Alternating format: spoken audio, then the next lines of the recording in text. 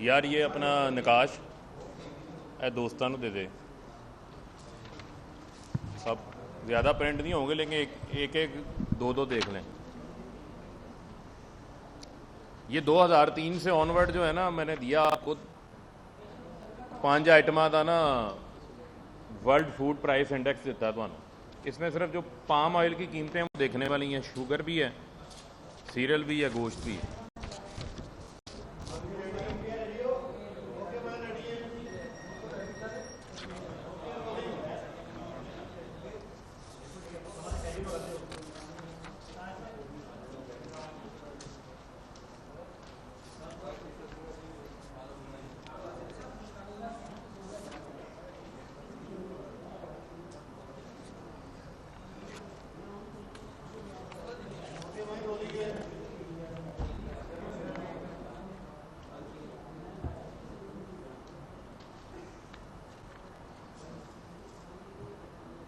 चलें जी, शुरू करते हैं जी।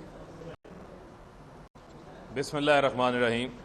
मैं अब तमाम जो हमारे मीडिया के रिपोर्टर हजरात, कैमरा हजरात, कैमरामैन हजरात, टेक्नीशियंस, फ़ोटोग्राफ़र्स, आप सबका शुक्रिया कि आज आप यहाँ पर तशरीफ़ लेकर आए हैं।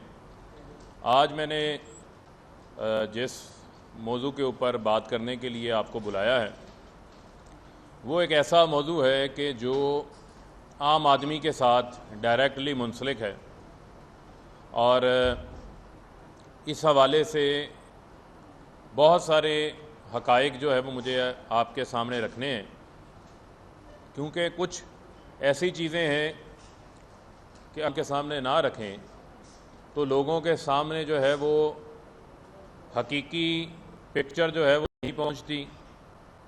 आपके इल्म में है कि अक़वाम मुत्तहिदा के बेशुमार जो है वो ज़ैली इदारे हैं और उन ज़ैली इदारों में जब कभी को WHO वर्ल्ड हेल्थ ऑर्गेनाइजेशन की रिपोर्ट आए तो मीडिया में, पाकिस्तान की मीडिया में बड़ा नुमायाँ होती है, हमेशा उसके ऊपर बात होती है। UN की ह्यूमन राइट्स कमीशन की रिपोर्ट आए तो वो नुमायाँ होती है। यूनाइटेड नेशन से मुतल्लिक़ जो इंटरनेशनली खाने पीने की अशिया हैं बैनुल अक़वामी सतह के ऊपर, उनकी कीमतों के अंदर इजाफ़ा हुआ है। और आपके इल्म में है कि पाकिस्तान के अंदर जो खुर्दनी तेल है, जो हम ये घी खाते हैं, जो हम ये तेल खाते हैं, ये पाकिस्तान अपनी ज़रूरत का सारा घी और तेल जो है वो बाहर से इंपोर्ट करता है। सिर्फ इसकी कीमत के अंदर जो है वो 124% जो है वो इजाफ़ा हुआ है। सिर्फ घी की, जो खाने पीने का घी का तेल है, इसकी कीमत के अंदर इंटरनेशनली 124% जो है वो इजाफ़ा हुआ है। जो शुगर की कीमतें हैं 57% उसके अंदर इजाफ़ा। जो सीरियल्स हैं इसके अंदर 37% इजाफ़ा। ओवरऑल जो फूड इंडेक्स है उसके अंदर 40% जो है वो इजाफ़ा हुआ है। और मैं ये पूछना चाहता हूँ कि यहाँ पर आप देखें, कभी पर्ची चेयरमैन आ जाता है जिसको ना इकॉनमी की अलिफ बे का पता है, नाच ना जाने आंगन टेढ़ा, और कभी जो है वो PMLN की जीजी ब्रिगेड आकर लेक्चर देना शुरू कर देती है। ये मैं फूड एग्रीकल्चर ऑर्गेनाइजेशन का चार्ट मैंने आप में तकसीम किया है। ये फूड प्राइस इंडेक्स है और ये तमाम चीज़ें उनकी वेबसाइट के ऊपर पड़ी हुई हैं। ये वो नहीं है कि जो मैं अपनी ज़हनी तरह से आपके सामने बनाकर ले आया हूँ। ये वो डेटा है जो ऑथेंटिक डेटा उनकी वेबसाइट के ऊपर मौजूद है के ताने देते हैं। तो इनसे ये सवाल पूछें, आप चेक करें, आप खुद देखें कि 2013 से 2018 तक जब इनकी हुकूमत रही है तो अगर आप घी की इंटरनेशनल प्राइसेस देखें तो वो प्राइसेस 2013 में $119 पे खड़ी हैं, फिर 110 पे हैं, 2015 में 90 पे आ जाती हैं, 2016 में 99 पे आ जाती हैं और 2018-17 के अंदर 101 में और 2000 और अगर इसकी प्रोडक्शन दुनिया कोरोना की वजह से कम हुई है। दुनिया में उन्होंने, क्योंकि जहां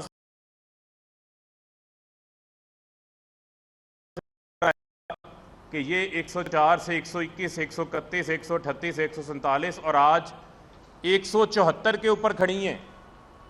अब वो घी जो हम बाहर से इंपोर्ट करते हैं वो हम पाकिस्तान के अंदर किस तरह उसका इम्पैक्ट जो है वो इंटरनेशनली यहाँ पर नहीं आएगा। और आप ये देखें कि फिर भी हमने जो उसका इफ़ेक्ट है वो आवाम के ऊपर जो है वो बहुत कम पास ऑन किया। आपकी दालें जो हैं वो बाहर से इंपोर्ट होती हैं और ये बड़ी तादाद के अंदर ये इसका इम्पैक्ट हमारे ऊपर आता है। और आपके इल्म में होना चाहिए कि ये इनको चाहिए सच बताएं ना, ये लोगों में अफरा तफरी फैलाने की क्यों कोशिश करते हैं? क्योंकि इनका एजेंडा झूठ फैलाना है।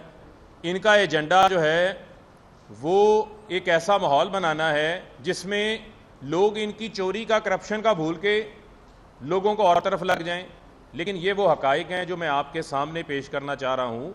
पाकिस्तान की मीडिया की भी मैं तवज्जो दिलाना चाह रहा हूँ कि इंटरनेशनल मार्केट्स के अंदर रेट्स कहाँ गए हैं। और आज वज़ीर आज़म साहब नेशनल फूड सिक्योरिटी के ऊपर काम कर रहे हैं और उन तमाम, आपके इल्म में है कि पाकिस्तान के अंदर अल्लाह का शुक्र है कि इन चीज़ों का जो हमारा शुगर है, आटा है, बाकी चीज़ों के ऊपर जो इम्पैक्ट है वो इंटरनेशनली बहुत ज़्यादा उस तरह नहीं आया, क्योंकि यहाँ पर बम्पर क्रॉप्स हुई हैं। क्रॉप्स की वजह से उसका इम्पैक्ट इन चीज़ों के ऊपर नहीं पड़ा, लेकिन जो घी है, दालें हैं, उनके ऊपर इम्पैक्ट आया। और आपको ये भी बताता चलूँ कि हमने पेट्रोलियम की कीमतें नहीं बढ़ने दी। पिछले महीने भी आपने देखा कि हमने पेट्रोलियम लेवी को मुसलसल कम किया। आज पेट्रोल के ऊपर भी तकरीबन 4 रुपये के करीब पेट्रोलियम लेवी है। डीजल के ऊपर भी जो है वो डीजल का 4.5 रुपये पर लीटर प्रपोज किया गया था इस महीने बढ़ाने के लिए, लेकिन प्राइम मिनिस्टर साहब ने नहीं बढ़ाया। पिछले माह अप्रैल से 31 मई तक हमने 8 अरब रुपए का रेवेन्यू का जो बोझ है वो इसके ऊपर बर्दाश्त किया है। और आपको ये भी मैं बताता चलूँ कि पूरा एक कम्प्रीहेंसिव प्लान वज़ीर आज़म साहब इस हवाले से लॉन्च करने जा रहे हैं। इंशाल्लाह हम महंगाई के ऊपर जिस अंदाज से काबू पाएंगे। अब एक और चीज़ जिसके ऊपर बात होती, बिजली की कीमतों के ऊपर, तो आपको बताना चाहता हूँ कि ये जो लोग हैं ये 2013 से 2018 के दरमियान ख़ास तौर के ऊपर जो नून लीग वारदात डाल के गई है, जो भगोड़े बने हुए हैं, ये इस मुल्क के साथ इतना बड़ा जुर्म करके गए हैं कि 45% बिजली जो हम पैदा कर रहे हैं वो इम्पोर्टेड फ्यूल के ऊपर पैदा कर रहे हैं। 25 से 35% महंगे बिजली घर लगाए गए हैं। वही टेक्नोलॉजी पाकिस्तान के अंदर IPPs लगे हुए हैं वो सस्ते हैं, जो इन्होंने लगाए हैं वो महंगे लगाए हैं। और इतनी बिजली के यूनिट्स लगा गए हैं जितनी कि ना हमारा सिस्टम की कैपेसिटी या ट्रांसमिशन की, ना ही उसकी डिमांड है। लेकिन उसका एक नुकसान हमारे सर पे है, एक तलवार हमारे ऊपर लटका के चले गए। एक ऐसी गले की हड्डी है जो ना निगल सकते हैं ना उगल सकते हैं। वो मैं आपको बताना चाहता हूं जो जुल्म इस कौम के साथ ये करके गए हैं। टेक और पे के ऊपर कॉन्ट्रैक्ट्स किए हैं। उसका मतलब ये है कि आप बिजली कारखाना चले ना चले, बंद पड़ा है, आप बिजली लें या ना लें, आपने कैपेसिटी पेमेंट्स अदा करनी है। और मैं PMLN वालों को कहूँगा कि ये सुनते जाएं और शर्माते जाएं, ये हकाइक सामने रखने लगा हूँ। 2013 में कैपेसिटी पेमेंट्स कितनी दे रहे थे? 185 अरब। 2018 में कितनी थी? 468 अरब। 2020 यानी ये जो साल हमारा मुकम्मल होने वाला है 2021 का, इसमें ये कैपेसिटी पेमेंट्स बढ़ के हो गई 860 अरब। यानी कि अब ये हमारी हुकूमत आ गई है। जो हमें कहते हैं ना सर्कुलर डेट बढ़ रहा है, 1200 अरब का तो ये छोड़ के गए थे। और शाहिद खान अब्बासी ने इतराफ़ जुर्म किया है ये अपनी इकॉनमी की प्रेस कॉन्फ्रेंस में कि सर्कुलर डेट इस मुल्क का सबसे बड़ा मसला है। तो वो मसला भी आप पैदा करके गए हैं ना टेक और पे करते, ना कैपेसिटी पेमेंट्स की एग्रीमेंट्स करते, ना आज कौम को जो है वो महंगी बिजली मिल रही होती। 2023 में आप इमेजिन करें कि 1455 अरब रुपया इस कौम ने अदा करना है। बिजली कारखाना बनाए ना बनाए, आप लें ना लें, इस्तेमाल करें ना करें, 1455 अरब रुपया आपने अदा करना है। तो शहबाज शरीफ जिसने धेले की करप्शन नहीं की, ये कौमी जुर्म जो है वो आपने किया है, ये कितने पैसों के एवज किया है ये बताएं कौम को। वो सलमान शहबाज जो मुल्क से बाहर बैठा हुआ है, ये जो बाकी बैठे हैं, ये क्यों किया है? अभी मैं LNG की तरफ नहीं आया, ये मैं सिर्फ बिजली के बता रहा हूं आपको जो वारदात डाल। और जो मुल्की इन्वेस्टर्स थे, हमने IPPs के साथ दोबारा रीनिगोशिएट किया 50 IPPs के साथ, और कौम को जान के खुशी होगी कि जो वजीर आजम जिसको अवाम का ख्याल होता है वो एक एक रुपया बचाता है। हमने IPPs के साथ जो रीनिगोशिएशन की, कौम के 770 अरब रुपए बचाए हमने, 770 अरब रुपया। और जो डॉलर के ऊपर रिटर्न ले रहे थे, जो मुल्क की सरमायाकार हैं, जिन्होंने हमारे मुल्क के रहने वाले बिजली घर लगाए हैं, वो भी डॉलर में रिटर्न ले रहे थे, उनका डॉलर रिटर्न रेट फ्रीज किया है। और जो बाकी प्रॉफिट जिनका ज़्यादा था, जो गैर मुल्की सरमायाकार थे, उनके रिटर्न रेट के ऊपर भी हमने उनके साथ निगोशिएशन करके उस रेट को कम किया है। तो हमारे ऊपर तो, हमें तो कांटों की सेज मिली थी, जगह जगह इसहाकडार माइंस लगा के गए थे, मुल्क बैंक डिफॉल्ट के ऊपर खड़ा करके गए थे। कोविड का चैलेंज वजीर आज़म इमरान खान को मिला, कोविड के दौरान जो कीमतें प्राइसेस बढ़ी, लेकिन उसके बावजूद हमने इवाम को रिलीफ देने के लिए हर मुमकिन कोशिश कर रहे हैं। और मैं आज आपको ये बताना चाहता हूँ कि जिस तरह मैशियत 11 माह के अंदर 4170 अरब रुपया टैक्स जमा किया है, 216 अरब रुपया एक्सपोर्टर को टैक्स रिफंड किया है। ऑटोमोबाइल सेक्टर देख लें, 54% इजाफा है, सीमेंट के अंदर इजाफा, मोटरसाइकिलों में 34% इजाफा है, ट्रैक्टर की सेल में 64% आपको इजाफा।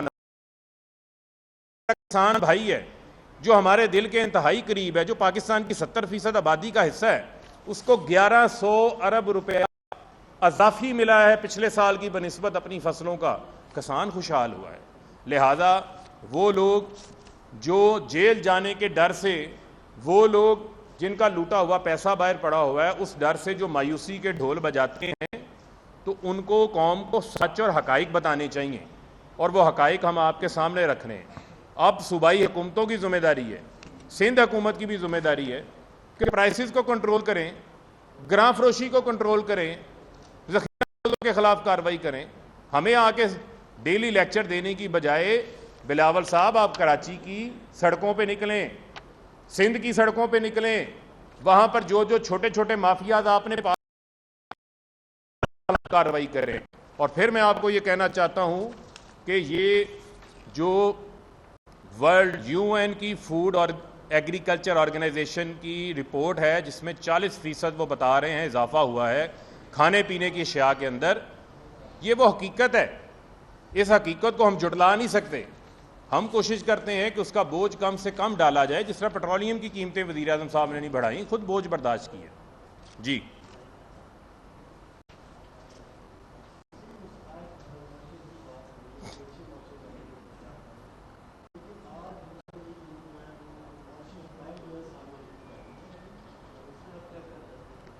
किस पे?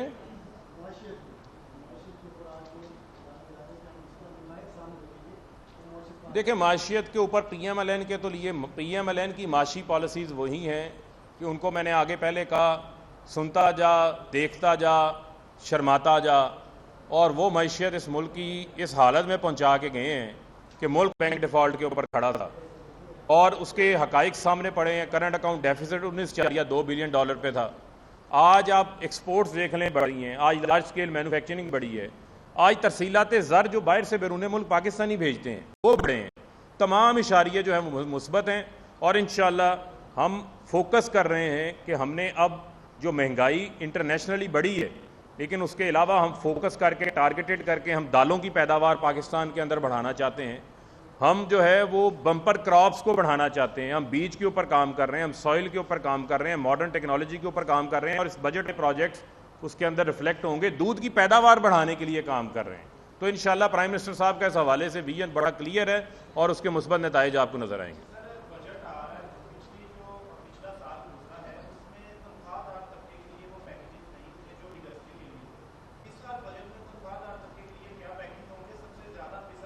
देखें, इशू ये है कि जो हमारा कुछ तनख्वाहदार तबके के ऊपर कोई नया टैक्स जो है वो लगाने का कोई इरादा नहीं है, और इंशाल्लाह तनख्वाहदार तबका उसको हमने फैसिलिटेट करना है।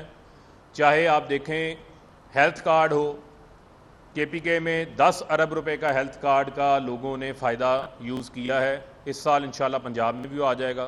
कम आमदन वाले घर भी कम आमदन वाले लोगों को फैसिलिटेट करने के लिए बनाए जा रहे हैं। कामयाब जवान भी उन्हीं के लिए है। तो ये तमाम तर स्कीमें, इनके रिजल्ट्स आपको नज़र आएंगे, जिससे आम आदमी को रिलीफ मिलेगा।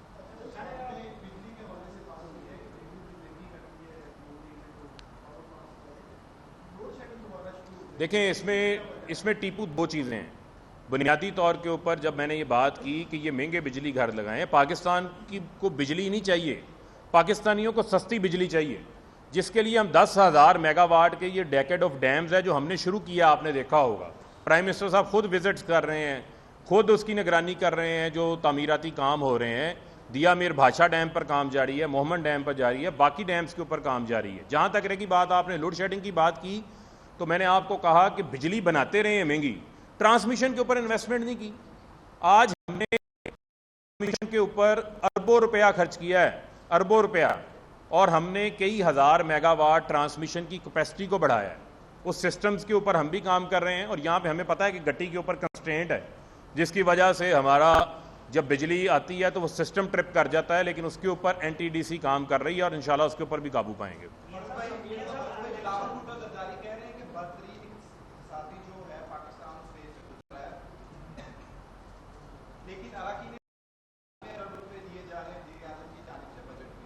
देखें, बात यह है, जो बिलावल बातें करते हैं वो उनको, जिस तरह वो पर्ची के ऊपर चेयरमैन बने हैं, इसी तरह पर्ची के ऊपर उनके मशीर उनको फिगर्स लिख के दे देते हैं।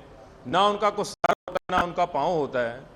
को भी अराकीन असम्बली की जेब में कोई पैसा नहीं जा रहा। ये सस्टेनेबल डेवलपमेंट गोल्स हैं जो आपने UN के साथ साइन किए हुए हैं।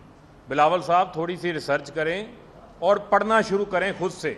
अब ये बच्चों वाली हरकतें छोड़ दें। बहुत शुक्रिया।